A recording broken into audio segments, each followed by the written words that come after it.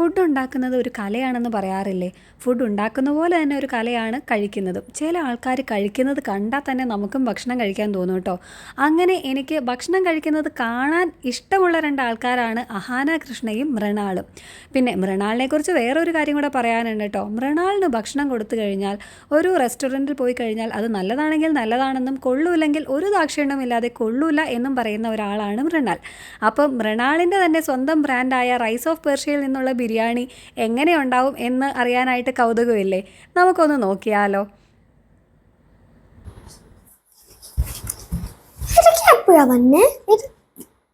ഇത് കുറച്ചു നേരമായി നമ്മൾ ഓർഡർ ചെയ്തതാ. നമ്മളിന്ന് ബിരിയാണി ഓർഡർ ചെയ്തേ. എവിടെന്നറിയോ? നമ്മള് ടിവിയിലൊക്കെ കാണാറുള്ള മൃണാളങ്കിളില്ലേ, ഓർക്കണ്ടോ? ആ അങ്കിളുടെ ബിരിയാണിയാ. നമുക്കിന്ന് കഴിച്ചാലോ?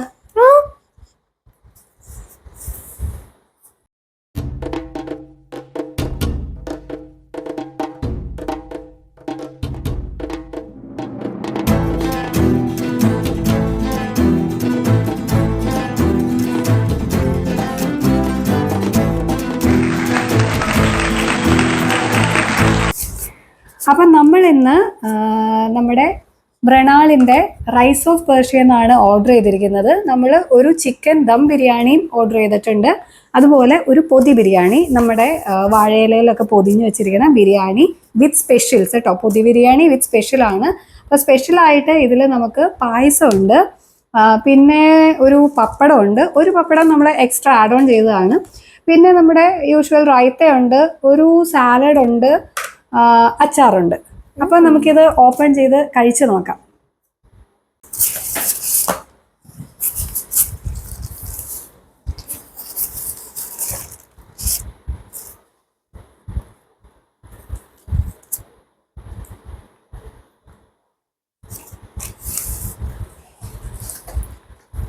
അപ്പോൾ അതാ നമ്മുടെ പൊതി ബിരിയാണി ഓപ്പൺ ചെയ്തു.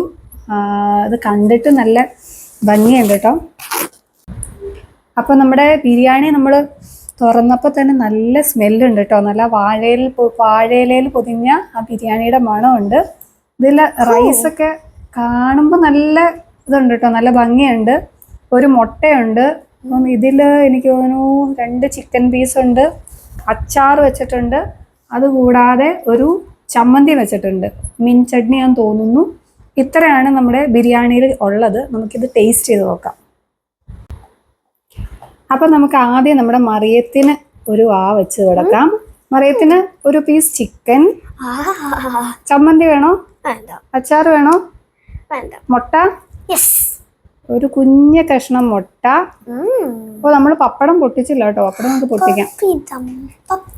നമുക്ക് വായിൽ വെച്ച് നോക്കാം. മറിയം തന്നെ പറയട്ടെ ആദ്യം അഭിപ്രായം എങ്ങനെയുണ്ടെന്ന്.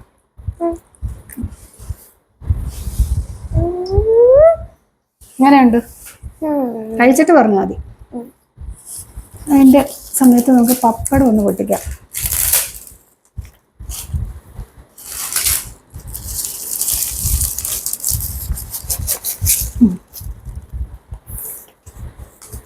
മറിയം വായന ഇറക്കിയോ? എങ്ങനെയുണ്ട്? എനിക്ക് ഇഷ്ടായി. ഇതിന്റെ ടേസ്റ്റും ഫ്ലേവേഴ്സും ഇഷ്ടായി. പക്ഷെ ഒരു കാര്യം, ഈ ചോറ് സൂപ്പറാണ്. ഈ ചിക്കൻ കുറച്ച് ചവയ്ക്കാൻ പാടാ, കുറച്ച് ഹാർഡാ. നോക്കട്ടെ, ഞാനൊന്ന് ടേസ്റ്റ് ചെയ്ത് നോക്കട്ടെ കേട്ടോ. ആദ്യം നമുക്ക് റൈസ് തന്നെ ടേസ്റ്റ് ചെയ്യാം. ഇത് ഭയങ്കര സ്പെഷ്യൽ റൈസ് ആണെന്നൊക്കെയാണ് ഞാൻ കേട്ടേക്കുന്നത്.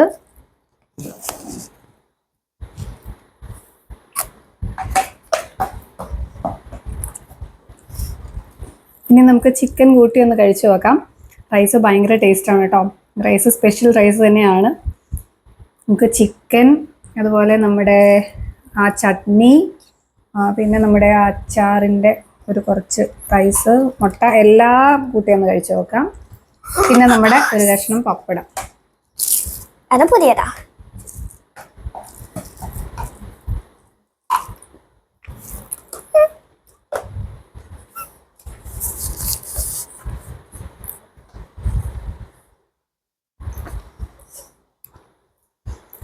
നമ്മുടെ ഇന്ത്യയിൽ 90% ആൾക്കാർക്കും ഇഷ്ടമുള്ള ഒരേപോലെ ഇഷ്ടമുള്ള സാധനമാണ് ബിരിയാണി. പക്ഷേ സത്യം എന്താണെന്ന് പറഞ്ഞാൽ 90% സ്ഥലങ്ങളിലും നല്ല ബിരിയാണി കിട്ടാറില്ല.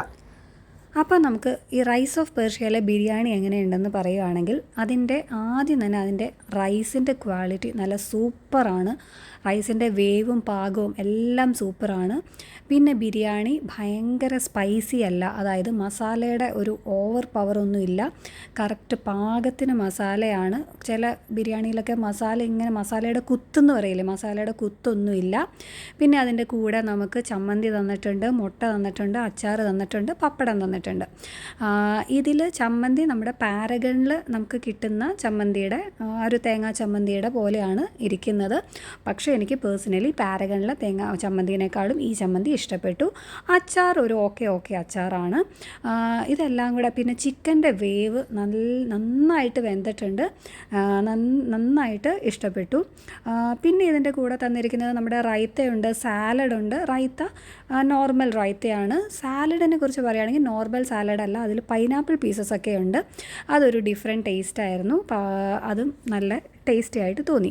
പിന്നെ നമ്മൾ 2 ബിരിയാണി വാങ്ങിയിരുന്നല്ലോ, പൊതി ബിരിയാണി മേടിച്ചിരുന്നു, ബോക്സിലുള്ള ബിരിയാണി മേടിച്ചിരുന്നു. എനിക്ക് പേഴ്സണലി കൂടുതൽ ഫ്ലേവർഫുള്ളായിട്ട് തോന്നിയത് പൊതി ബിരിയാണിയാണ്. കാരണം പൊതി ബിരിയാണിയിൽ ഈ അച്ചാറും ചമ്മന്തിയും അതുപോലെ മുട്ടയും എല്ലാം കൂടെ പിന്നെ ആ വാഴയിലയിൽ പൊതിയുമ്പോൾ ഉള്ള ഒരു ഫ്ലേവർ ഉണ്ടല്ലോ, അത് ഭയങ്കരമായിട്ട് ഈ ബിരിയാണിയുടെ ടേസ്റ്റിനെ എൻഹാൻസ് ചെയ്യുന്നുണ്ട്. പക്ഷേ ബോക്സിലുള്ള ബിരിയാണിക്ക് ഞാൻ ഈ പറഞ്ഞ ഇത്രയും ഫ്ലേവേഴ്സ് ഇല്ല. ചിലപ്പം ഈ പൊതിയുന്നതിൻ്റെ പ്രത്യേകത കൊണ്ടായിരിക്കും കുറച്ച് ഫ്ലേവർ കുറവായിരുന്നു. അപ്പം എനിക്ക് പേഴ്സണലി പൊതി ബിരിയാണിയാണ് ഇഷ്ടപ്പെട്ടത്. ഇനി നമ്മൾ ഇതിൻ്റെ കൂടെ നമ്മുടെ പൊതി സ്പെഷ്യൽ ബിരിയാണി ആണല്ലോ, അതിൻ്റെ കൂടെ നമുക്ക് സേമിയ പായസം ഡെസേർട്ടായിട്ട് കിട്ടിയിരുന്നു. സേമിയ പായസത്തിനെ കുറിച്ച് പറയുമ്പോൾ നമുക്ക് നോർമലി നമ്മൾ കഴിച്ചിട്ടുള്ള സേമിയ പായസം അല്ല, ഇതൊരു ഡിഫറെൻ്റ് ആയിട്ടുള്ള ഒരു ഫ്ലേവറാണ് ഇതിൽ നിന്ന് നമുക്ക് കിട്ടിയത്. എനിക്കിതിൽ കുറച്ച് കോക്കനട്ട് മിൽക്കിൻ്റെ ടേസ്റ്റാണ് വന്നത്. കോക്കനട്ട് മിൽക്കാണോ ആഡ് ചെയ്തേക്കുന്നതെന്ന് എനിക്കറിയില്ല, എനിക്ക് അങ്ങനെയാണ് തോന്നിയത്. പിന്നെ അതിലൊരു റോസ് വാട്ടറിൻ്റെ ഫ്ലേവറും കൂടെ കിട്ടിയിരുന്നു. ഡെസേർട്ട് നമ്മൾ സേമിയ പായസം എന്നുള്ള ലേബൽ മാറ്റി നിർത്തി കഴിഞ്ഞിട്ടുണ്ടെങ്കിൽ ഡെസേർട്ട് വാസ് ഓക്കെ. പക്ഷേ അത് സേമിയ പായസം ആണോ എന്ന് ചോദിച്ചു കഴിഞ്ഞാൽ നമ്മൾ യൂഷ്വലി കഴിക്കുന്ന സേമിയ പായസത്തിൻ്റെ ടേസ്റ്റ് അല്ലായിരുന്നു. ഓവറോൾ ബിരിയാണി നമുക്ക് ഇടയ്ക്ക് വരുത്തി കഴിക്കാവുന്ന ഒരു ബിരിയാണിയാണ്. ഞാൻ തീർച്ചയായിട്ടും നമുക്ക് ഇടയ്ക്ക് ഒന്ന് വീട്ടിലൊക്കെ വരുത്തി കഴിക്കാനായിട്ട് റെക്കമെൻഡ് ചെയ്യുന്ന ഒരു ബിരിയാണിയാണ് കേട്ടോ. പിന്നെ പപ്പടത്തിൻ്റെ കാര്യം ഇപ്പോഴാണ് ഞാൻ ഓർത്തത്. പപ്പടം ഇതുപോലെ കവറിൽ തരാതെ ബോക്സിൽ തരാമായിരുന്നു എന്നൊരു സജഷൻ ഉണ്ട്, അപ്പം നമുക്ക് പൊടിയാതെ കിട്ടുമല്ലോ. ബാക്കിയെല്ലാം ഓക്കെ ആയിരുന്നു. ഉറപ്പായിട്ടും ഒന്ന് ട്രൈ ചെയ്ത് നോക്കാവുന്ന ബിരിയാണിയുണ്ട്. Thank you for watching my video. Thank U.